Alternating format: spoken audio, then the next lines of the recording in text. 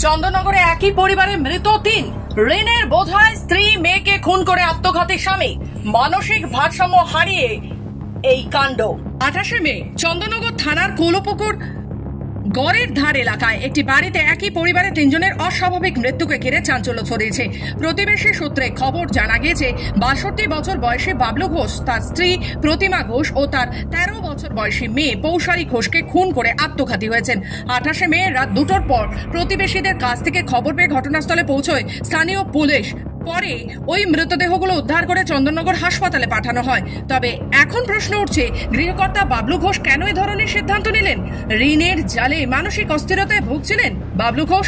জানা গিয়েছে, গৃহকর্তা বাবলু ঘোষ প্রথমে বাক্স কারখানায় কাজ করতেন, পরে কিছুদিন টোটো চালানোর পর সাতটার ব্যবসা শুরু করে।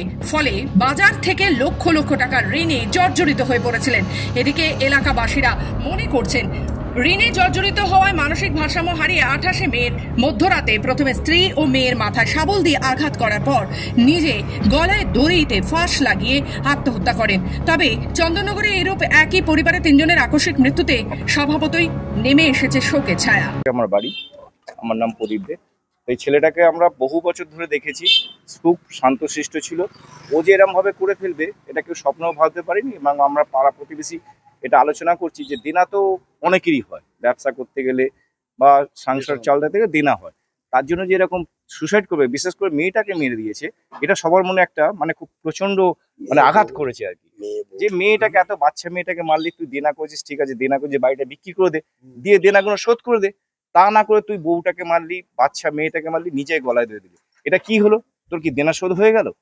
আজকে আমি আরো ঘটনা এরকম আমরা দেখছি, শুনছি, শুনে আমার বাড়ির পাশে যেটা হবে এটা আমরা স্বপ্নেও ভাবতে পারিনি। ঘটনাটা ঘটেছে, পাড়ার ছেলেরা অনেকবার ফোন করেছিল, তা ওর বইয়েরও ফোনে অফ, সুইচ অফ, ওরও সুইচ অফ।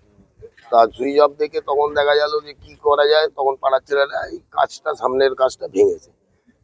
যখন ভেঙেছে, ভাঙার পর দেখে এই দৃশ্য। তারপর আমরা তো যে যার বাড়ি চলে গেছি। তারপর খবর পেয়ে সঙ্গে সঙ্গে দৌড়ে এসেছি। সন্দেহ হয়েছিল? হ্যাঁ, সন্দেহ হয়েছে, পাড়ার ছেলেদের সন্দেহ হয়েছিল। হ্যাঁ, রোজ কালকেও খোলা ছিল, কালকেও লেখালেখি করেছে, সবকিছু করেছে। এবং তারপরেও বিকেলবেলা যেরকম সবাই কার সাথে ঘরে গল্প করে, চা খেতে যায়, চা খেতে গেছে। ছেলেটা তো ভালো ছিল। ছেলেটা এই ধরনের ঘটনা ঘটবে আমরা এখনো কল্পনা করতে পারছি না।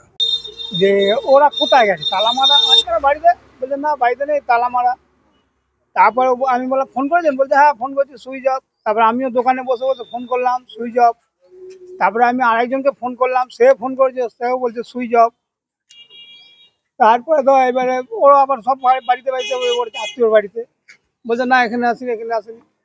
রাত্রিবেলা আমরা আবার এসেছি, এসে তখন দেখছি এই অবস্থা, দোকান ফোকান বন্ধ করে। তখন ওর ভাইপোরা এলো। হ্যাঁ, আমাদের সাথে কথা বলতো, আমি সকালবেলা আসতাম একবার করে। চন্দননগর থেকে প্রীতম সাতুকার রিপোর্ট, খবর বাংলা।